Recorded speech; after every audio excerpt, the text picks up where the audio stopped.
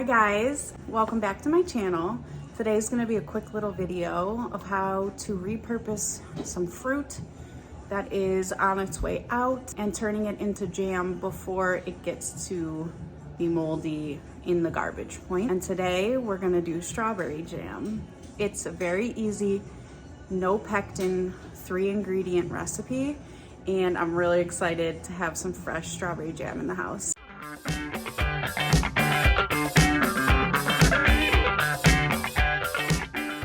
Okay, so my neighbor has gifted us these two-pound boxes of strawberries. I've separated as I'm already even a little bit too late on some of these. So these will go in our compost. So we're gonna get the greens chopped off of these. My guinea pigs can have those. And then we need about 4 cups. So hopefully we can get 4 cups out of this. Okay, classic me. I thought I was recording chopping these up and I wasn't. But I had just enough with actually a couple extra for lunch. So it's 4 cups of your strawberries, 4 cups of sugar, and 4 tablespoons of bottled lemon juice. Super easy, 4, 4, 4, no pectin, just the 3 ingredients, that's it. And you can help yourself out, which I did not do if you want, and just add your strawberries first, mash them first, and then put your other 2 ingredients in. I just added everything in one pot, but it all worked out as soon as the heat was up and they started to cook down a little bit. So either way you do it is fine. All the jams I've made previously, I've used pectin.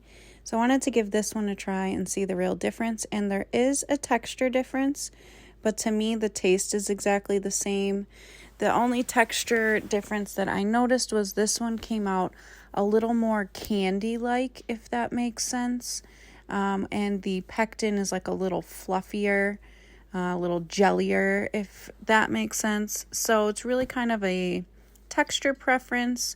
But I love things that are simple ingredients and that I have at home. I don't always keep pectin on hand.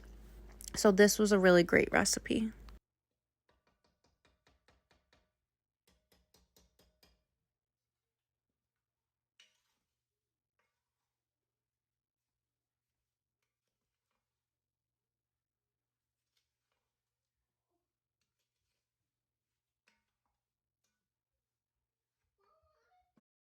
So I have my heat on medium high, and you can see that it's already starting to melt together here, and it's much easier to smash up, and it really does cook down nice. I got it to a boil. Once it starts boiling, you want to boil for 15 minutes, and then you can start checking your consistency.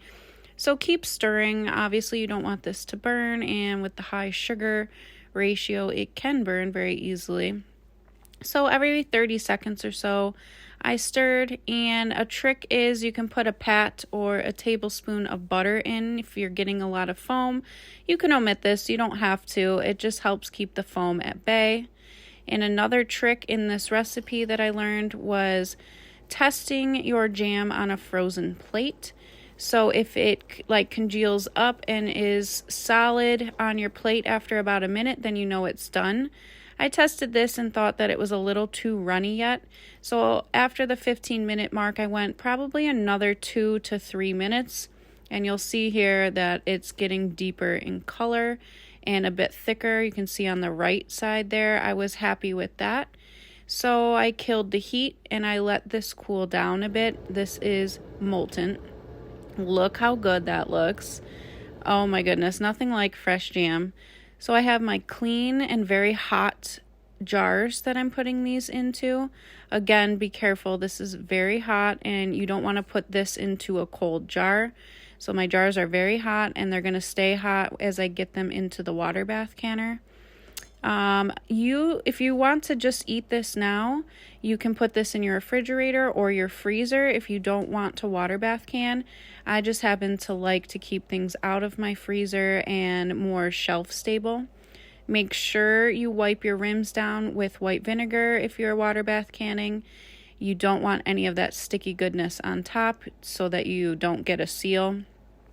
So here we are, I'm just putting them in my water bath canner, and you'll see that the water is about 1 or 2 inches above my jars.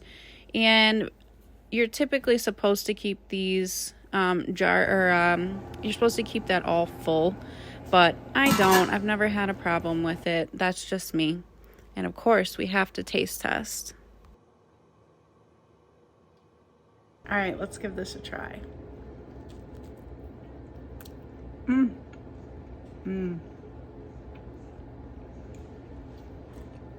That's absolutely delicious.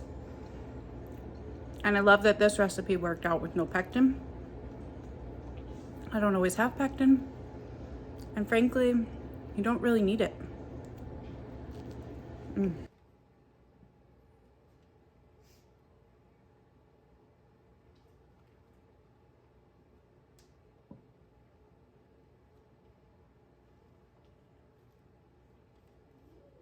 Thank you guys so much for joining me for this quick little jam session.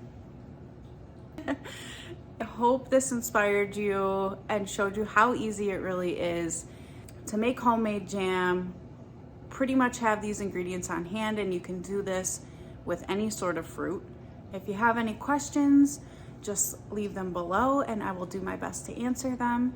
And I will also link the recipe in the description box that I used. This was my first time using this exact recipe and I am very pleased with it, so I do recommend it. If you guys want to see me make any more jams or anything like that, please let me know. I'll be happy to, especially come summer when I can get my hands on all that yummy fruit for a very good deal.